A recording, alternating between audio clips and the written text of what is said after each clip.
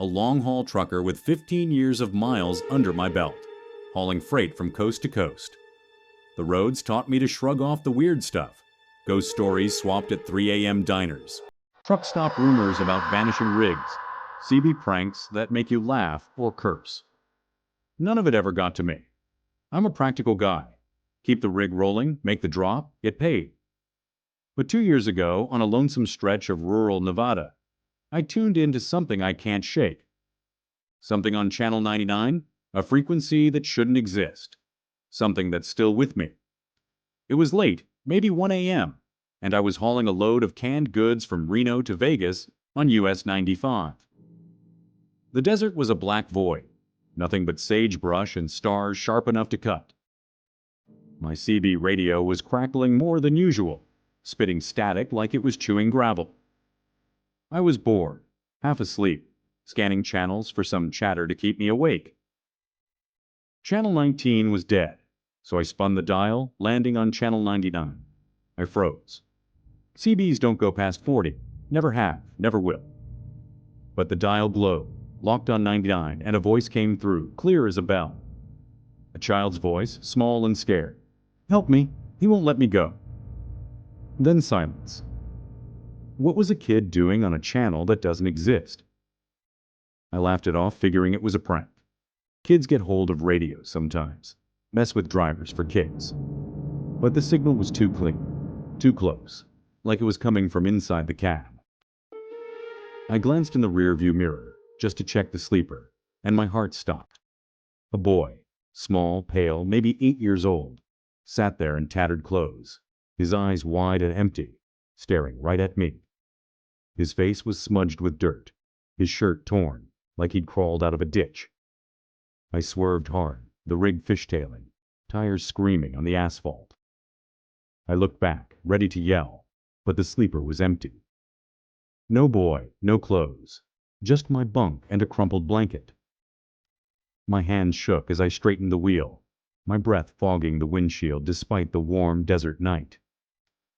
The CB crackled again, and that voice came back, softer now, trembling. "He's in the truck now." My stomach dropped. I slammed the power button, but the radio wouldn't turn off. The dial stayed locked on 99, the voice looping. "He's in the truck now. He's in the truck." I yanked the plug from the dash, but the words kept coming, echoing in the cab like they were carved into the air.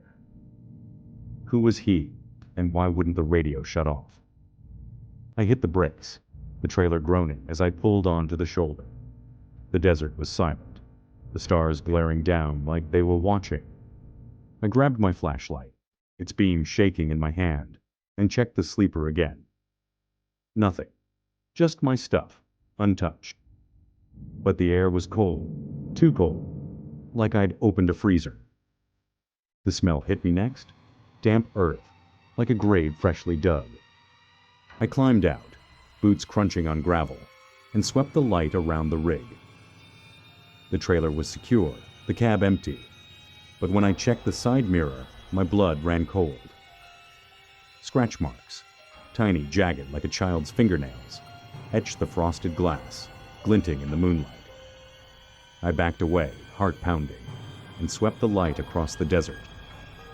Nothing but sand and sagebrush, stretching into the dark.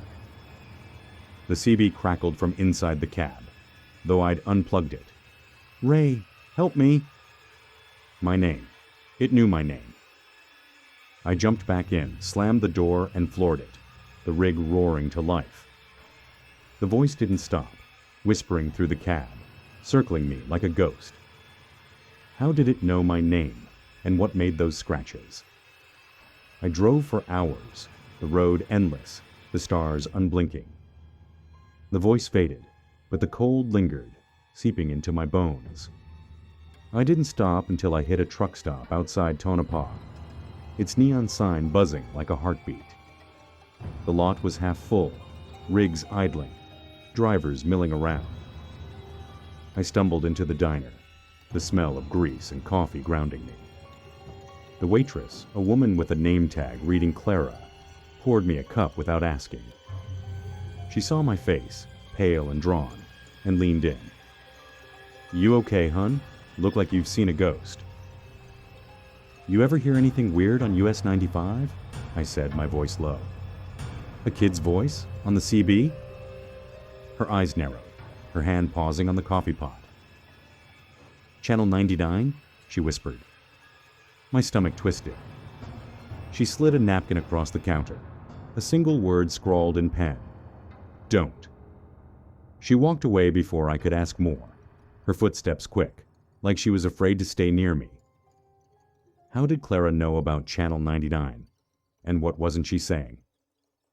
I couldn't sleep that night, parked under the truck stop's lights. The cab was warm, but the cold clung to me, and that damp earth smell wouldn't leave. I kept hearing the voice in my head, faint but relentless. He's in the truck now. I checked the mirrors, the sleeper, even under the seats. Nothing. But when I looked at the side mirror again, the scratch marks were deeper, more jagged, like something had clawed at the glass while I was inside. A month later, I was at a bar in Vegas, swapping stories with other drivers. I mentioned Channel 99, the boy, the scratches. Most laughed, called it a tall tale, but an old-timer, his face weathered like desert rock, didn't. "You heard the kid," he said, his voice low. "Out on 95. "What do you know about him?" I asked, my throat dry. He leaned in, eyes darting. "Been stories since the 70s. A boy, maybe 8, went missing out there. Trucker picked him up, they said, but neither was seen again. Just the rig, found abandoned, scratches all over the cab like something tried to get out, or in. Drivers hear him on Channel 99 begging for help. If you answer, if you look, he finds you." "What's he want?" I said, my voice shaking. The old-timer didn't answer, just pointed to a photo on the wall, a grainy shot of a rusted rig on US 95, dated 1976. In the corner, barely visible, was a small figure in tattered clothes, standing in the sand, his face blurred but his eyes glowing white. And on the ground beside him, a black leather glove, crusted with frost. Was that boy still out there? And who was the he was afraid of? I stopped using my CB after that, ripped it out, sold it for scrap. I avoid US 95, take longer routes, burn more fuel, anything to stay away. But Channel 99 follows me. At night, when I'm parked, the cab goes cold, and that damp earth smell creeps in, heavy and thick. I hear it, faint static. Then his voice, small and scared. "Ray, help me." Last week I found something under my bunk. A black leather glove, stiff with frost, though it was 90 degrees outside. I burned it in a rest stop fire pit, watched it curl and blacken, but the smell didn't go away. Last night I woke to static, though my radio's long gone. The voice was clearer now, closer, coming from the sleeper. "Ray, he's here." I checked the mirrors, my heart pounding, and there they were, scratch marks, fresh and jagged, etched into the glass. In the reflection, just for a second, I saw him, pale, tattered, his eyes glowing white, sitting in my bunk. I didn't look back. I didn't move. I drove until dawn, the voice fading, but never gone. I don't know what's out there on US 95. I don't know if it's the boy, the he's running from, or something worse. But I know it's waiting. And I know every time I drive through Nevada, Channel 99 will find me again. Will I ever escape the boy on Channel 99? If this story gave you chills, hit like, subscribe, and turn on notifications. You never know what's coming next. I'm Lena, a long-haul trucker with a decade of hauling freight from one end of the country to the other. I've driven every major route, seen every kind of weird. Truck stops that flicker like they're about to blink out. CB chatter that sounds like it's from another time. Shadows that move when you're not looking. Nothing ever shook me. I'm tough, raised on diesel and deadlines. But 2 summers ago, on a routine run from Dallas to Phoenix, I pulled into a rest stop that wasn't there. A place that's still waiting for me in the dark. It was 3 a.m., and I was hauling a load of electronics across I-10 in West Texas. The desert stretched out, endless and black, the stars sharp as knives overhead. I was exhausted, my eyes burning from too many hours on the road. I needed a break, coffee, a stretch, maybe a nap. Just past Van Horn, I saw a sign. Rest stop 1 mile. It was clean, white, reflective. But I didn't remember it from my dozen runs on this route. Still, I was too tired to care. I pulled off, my rig's tires crunching on fresh gravel, and parked in a lot that was too clean, too empty. No other trucks, no cars, just a single diner glowing in the distance, its neon sign buzzing, open. The air was still, heavy, like the desert was holding its breath. The smell of dust and something sour, like spoiled milk, hung in the night.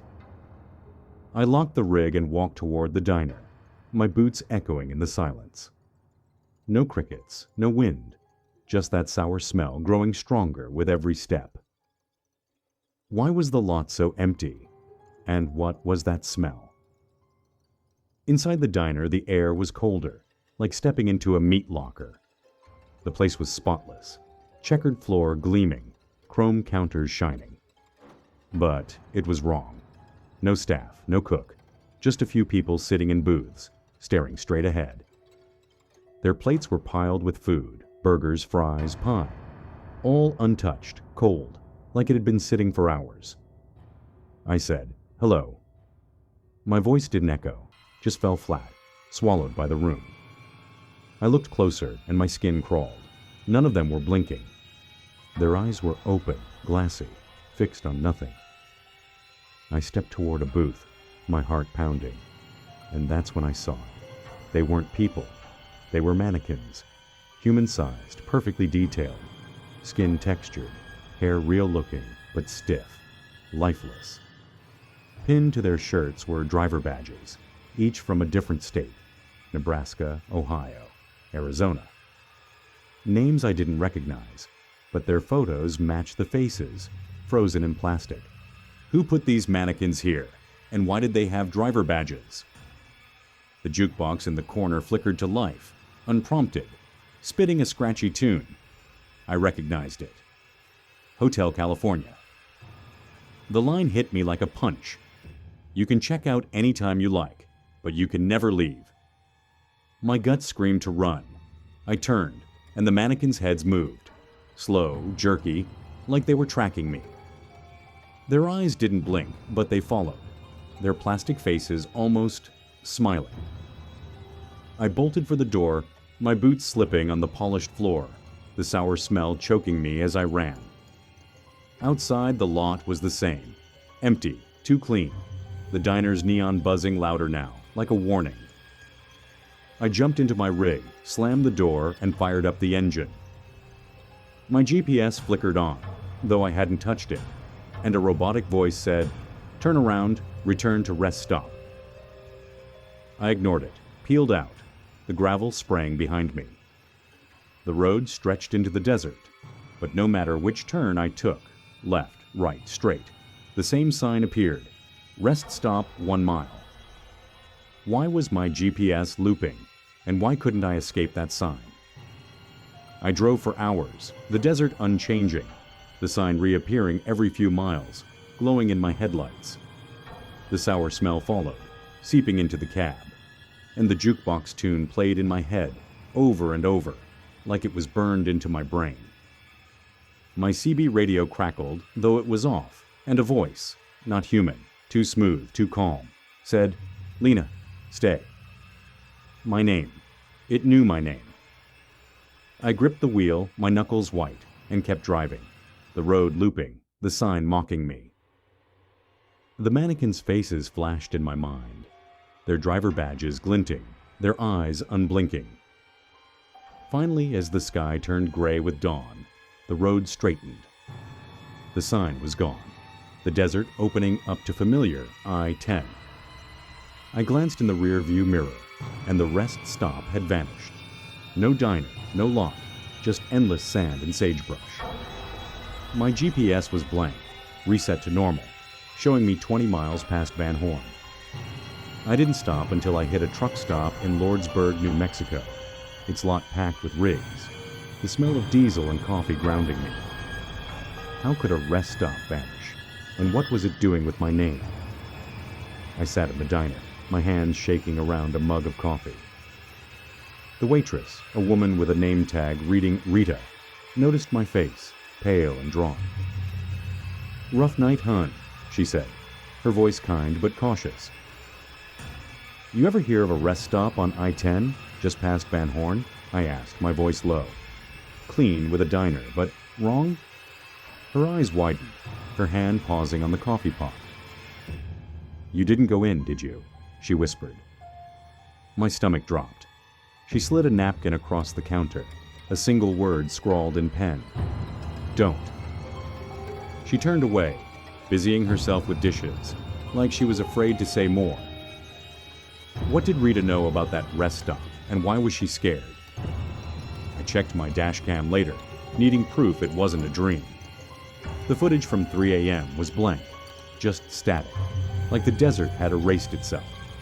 No rest stop, no sign, no diner. Just endless road, then a skip to dawn, when I was back on I-10. I couldn't let it go. A week later, I was at a bar in Tucson, swapping stories with other drivers. I mentioned the rest stop, the mannequins, the badges. Most laughed, called it a tall tale, but an old-timer, his face creased like dried leather, didn't. "You saw the diner," he said, his voice low. "The one that ain't there." "What do you know about it?" I asked, my throat tight. He leaned in, eyes darting. "Been stories for years. Drivers pull into a rest stop on I-10, always at night, always alone. Clean place, diner with folks who don't move, don't blink. They say it's a trap, a place that collects drivers who stray too far. The badges? They're from the ones who didn't leave." "What's it want?" I said, my voice shaking. He didn't answer, just pointed to a photo on the wall. A faded shot of a desert highway, dated 1982. In the background was a diner, its neon sign glowing, "Open." And in the foreground, a black leather glove, crusted with frost, though the photo was taken in summer. Who were those mannequins, and why did they have driver badges? I don't pull over at night anymore. I drive straight through, no matter how tired I am. But the rest stop follows me. At night, when I'm parked, I smell it. That sour, spoiled milk stench, creeping into the cab. I hear the jukebox, faint but clear, playing that damn song. You can check out anytime you like. Last week, I found something under my seat.